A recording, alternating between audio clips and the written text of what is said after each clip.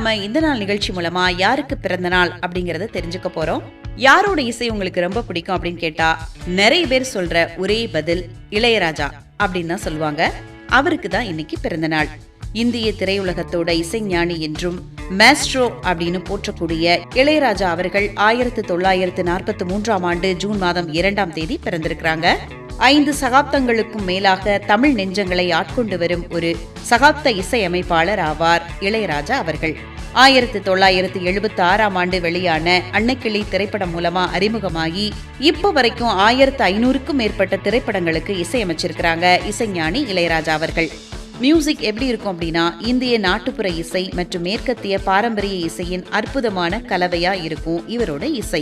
சிறந்த இசைக்காக 5 முறை தேசிய விருதுகளை பெற்றிருக்கிறாங்க இசைஞானி இளையராஜா அவர்கள். அது மட்டும் இல்லாம இந்திய அரசின் உயரிய குடிமை விருதுகளான பத்மபூஷன் மற்றும் பத்ம விபூஷன் ஆகியவற்றை வென்றிருக்கிறாங்க. லண்டன்ல புகழ்பெற்ற ராயல் பில்ஹார்மோனிக் ஆர்கெஸ்ட்ரா மூலமா சிம்பொனி இசையமைத்த முதல் ஆசிய இசையமைப்பாளர் என்ற வரலாற்று பெருமை இசைஞானி இளையராஜாக்கு உண்டு. இந்திய சினிமாவுக்கு 5 சகாப்தங்களாக ஆற்றிய பங்களிப்பிற்காக அஜந்தா எல்லோரா சர்வதேச திரைப்பட விழாவில் இவருக்கு பத்மபாணி விருது வழங்கியிருக்காங்க.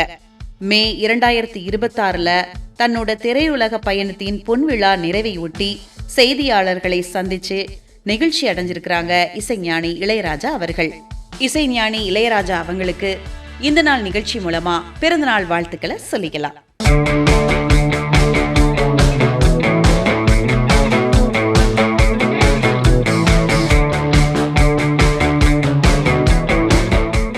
ஜூன் 2ஆம் தேதியான இன்னைக்கு இந்திய திரையுலகத்தின் மிக சிறந்த மற்றும் முன்னோடி இயக்குநர்கள்ல ஒருவரான மணிரத்னம் அவங்களுக்கு இன்னைக்கு பிறந்த நாள். 1956ஆம் ஆண்டு ஜூன் மாதம் 2ஆம் தேதி சென்னையில பிறந்திருக்கிறாங்க.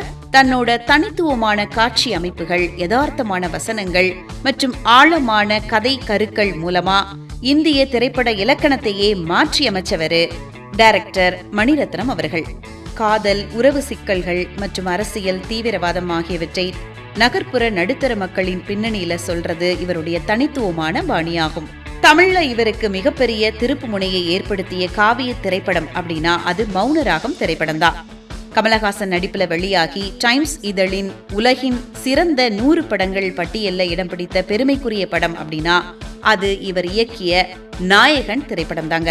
ரோஜா, பம்பாய் மற்றும் உயிரே ஆகிய படங்கள் மூலமா தேசிய அளவுல கவனம் பெற்றிருக்கிறாரு டைரக்டர் மணிரத்னம் அவர்கள். கல்கியின் புகழ்பெற்ற வரலாற்று நாவலை 2 பாகங்களாக பொன்னியின் செல்வன் 1, பொன்னியின் செல்வன் 2 அப்படின்னு பிரம்மாண்டமா இயக்கி பாக்ஸ் ஆபீஸ்ல சாதனை படைச்சிருக்கிறாரு டைரக்டர் மணிரத்னம் அவர்கள். சிறந்த பிராந்திய திரைப்படம் மற்றும் தேசிய ஒருமைப்பாட்டை வலியுறுத்தக்கூடிய சிறந்த படம் உள்ளிட்ட பிரிவுகள்ல 6 தேசிய விருதுகளை வென்றிருக்கிறாங்க டைரக்டர் மணிரத்னம் அவர்கள்.